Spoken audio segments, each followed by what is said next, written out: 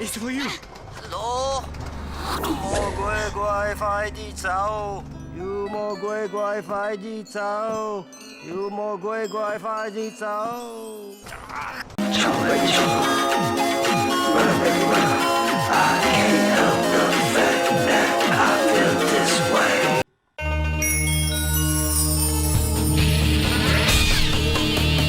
When I was a kid, I loved action movies. One of my favorite action stars of all time had to be Jackie Chan. Like all legendary action stars in the vein of Mr. T, Chuck Norris, and even Sylvester Stallone, it was about time Jackie got his own cartoon. Side note, if you want me to talk about Mike Tyson Mysteries, let me know. I love that show.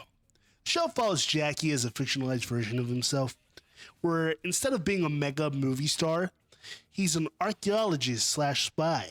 So basically he's Indiana Jones, which is not a bad thing. If you're going to copy any film franchise, it might as well be indie. Adding a splash of Chinese and Asian culture in the mix, it's a recipe for a good time. The basic premise goes as followed. Jackie, alongside his niece Jade and his uncle, simply named Uncle, must travel the world in search of ancient artifacts known as talismans.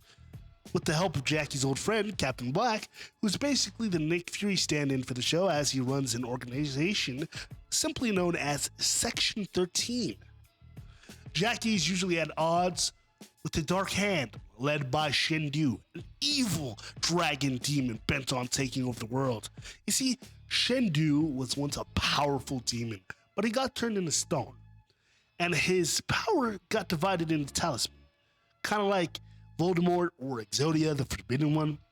To help his quest, he inquires Velmont and his stooges Finn, Hank Fu, and Ratso. I like Ratso. The formula usually goes as followed for every episode. Jackie has to get the artifacts before the bad guy, while usually dealing with the antics of Jade. Personally, I think Jackie Chan Adventures should have just been a Rush Hour cartoon.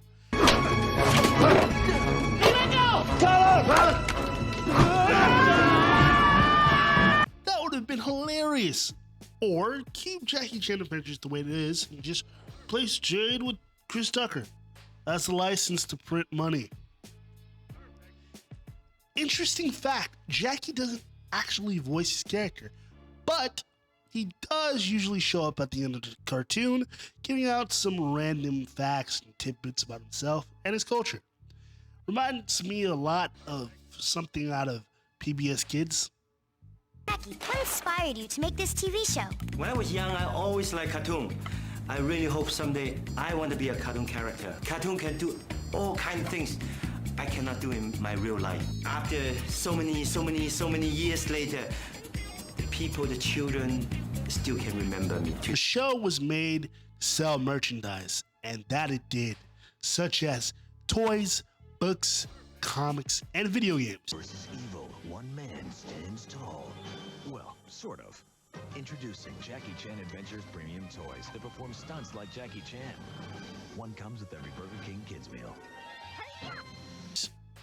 Before the influx of anime, shows like Jackie Chan Adventures, American Dragon Jake Long, and the underrated classic The Life and Times of Juniper Lee gave Western audiences a taste of Asian culture and mythology in the form of animation. The animation is pretty good, and if the art style looks super cool and very familiar, that's because the lead animator is Jeff Matsuda, who is the lead art director in another Kids W show titled The Batman. Besides the cool fight scenes and fluid animation, the biggest takeaway were the catchphrases.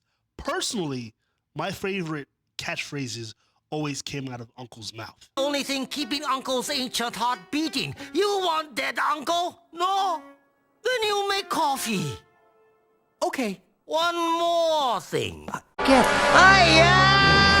Just like in his films, the coolest aspect of Jackie Chan Adventures is the fact that although Jackie is a good martial artist and great acrobatic, he's not invincible. In many occasions, he gets stuck in slapstick situations. Overall, for a man that is a stuntman, actor, martial artist, singer, a dean, director, and owner of his own film company, and Oscar winner. No wonder Jackie got such a banger of a cartoon. If you agree or disagree with anything I've said, don't forget to like, comment, and subscribe, and hit the notification bell so you know the next time we upload. And thanks for watching. Didn't realize that the show